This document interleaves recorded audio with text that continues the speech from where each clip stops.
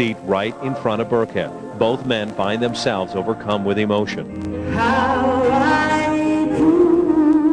Virgie, arriving late, also takes a front row seat on the opposite side of the church. Photos of Anna are placed prominently, one of her looking like her idol, Marilyn Monroe, the other of her with her beloved son, Daniel.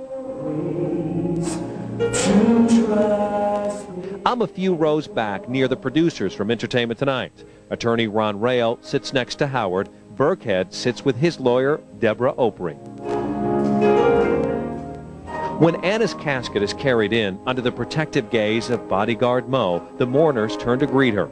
Howard can't contain himself and leans forward to touch his beloved as she passes near him. Larry also leans forward toward the casket. The Lord give it, and the Lord take it away. Then it's Howard's time to speak his last farewell to the woman he loved so dearly. The truth. There's only one truth. It's not what people say in court. Even if those people are your blood relatives, I know the truth about Anna.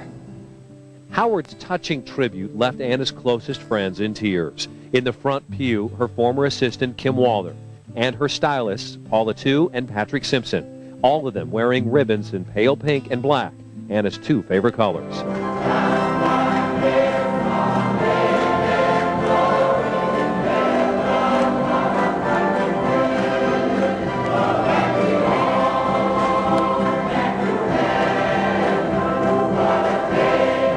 The church choir tried to lift the spirits of those in attendance, and one of the ministers presiding offered words of healing. Jesus said, I am the resurrection and the life.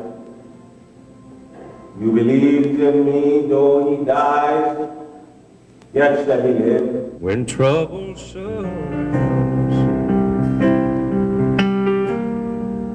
when evil comes.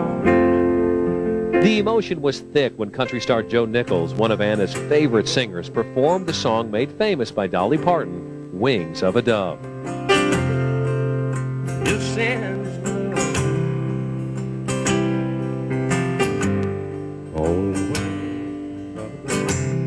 Well, it's an honor that somebody thought highly of our music enough to be here for the send-off, you know, for the farewell, and you know, it's a privilege.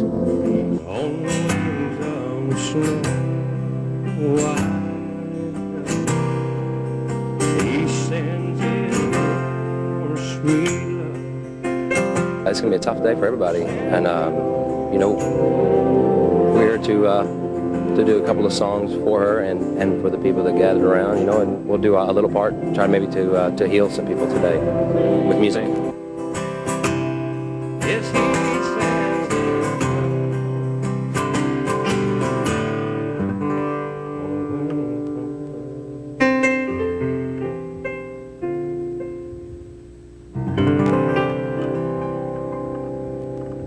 Coming up. But it was wrong for people to portray Anna the way that they did. More from Howard's eulogy, his bitterness. I don't care what their motives were. And his sorrow as he remembers the woman he loved. I promise you, I will come home to you again, both you and Daniel. Plus, did Anna hide a secret illness? Was this Anna's deepest, darkest secret? Yes, it was. Then Anna and Danny Lynn, the touching moments between a mother and child.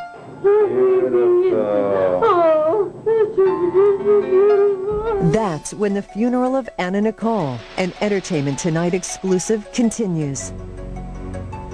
And tonight, our Anna Nicole Smith funeral exclusive continues. Goodbye, my baby doll. Only our cameras can bring you Anna's estranged mother in tears, reliving Anna's childhood as she tries one last time to stop the funeral. Why Larry Burkhead didn't cry during his eulogy. I'm usually not good at this kind of stuff. Then, on Tuesday, the emotional farewell as Anna's casket is lowered into the ground. Under enter the burial tents as Anna is finally laid to rest next to Daniel. Don't just hear the story, be part of it. The funeral of Anna Nicole Smith, exclusively on Entertainment Tonight. No one knew exactly what Howard K. Stern would say at the lectern as he took center stage to eulogize the woman he loved. But few would have predicted he would use the occasion to lash out at those who tried to prevent Anna from being buried in the Bahamas. There's only one truth. Truth is what you live, what you touch, what you feel, what you see with your own eyes. It's what you observe. It's what you experience yourself. That's the truth. That's the only truth. I know the truth about Anna. And she knows the truth about me. Howard went on the attack against all those whom he felt defamed his beloved Anna Nicole. We were together almost every day for years. It doesn't matter what your estranged family says. It doesn't matter what lawyers say. It doesn't even matter what a judge says. It doesn't matter what the media says. We lived it. We know the truth. Mourners hung on Howard's every word, sharing his obvious pain and anguish over his loss and what he felt were the lies told about Anna. When Anna was alive, it was one thing. But it was wrong for people to portray Anna the way that they did after she passed away. In the courtroom, in the media, so-called family members,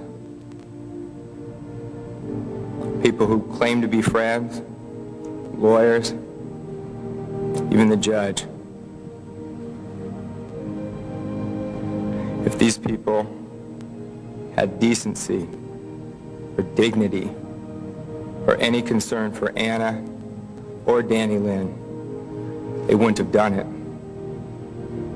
I don't care what their motives were. It was disrespectful, and it wasn't the truth. Not the truth that I know, not the truth that I lived. She lived her life in a fishbowl. She fought one of the richest men in the world and had to relive the death of her husband for the last 13 years, all the way to the Supreme Court. She was publicly ridiculed constantly, and Anna, she overcame everything. She was the toughest person you're ever going to meet. She was incredible. The only thing that she couldn't overcome was the death of her son. Daniel was the world to her. She wrote in Daniel's funeral program, and I quote, "You were my rock. You were the only one who could keep me solid.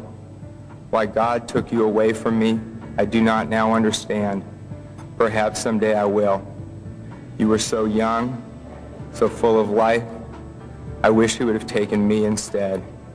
You were always afraid of dying, and I never believed you. And now you're gone, and I don't know how Mommy's gonna make it without you. It's so hard to think of you, but I do every second. Please help me go on with your baby sister, who you love so very much for such a short time. I give God thanks for letting you see her. For that I give him thanks. But for taking you away, my heart is empty. I will come home to you." Among the many mourners, Anna's longtime friend, Frank Rodriguez. He claims he knows what may have killed his beautiful confidant, a killer disease she kept hidden from the world. Thea Andrews has the jaw-dropping interview. You say that Anna had a secret disease that she kept hidden from the world. What was that disease? Lupus. Frank Rodriguez and Anna had been pals for more than a decade. He often appeared on her show. Now Anna's still emotionally distraught confidant has come forward to talk for the first time about a secret he says Anna told him in 1990.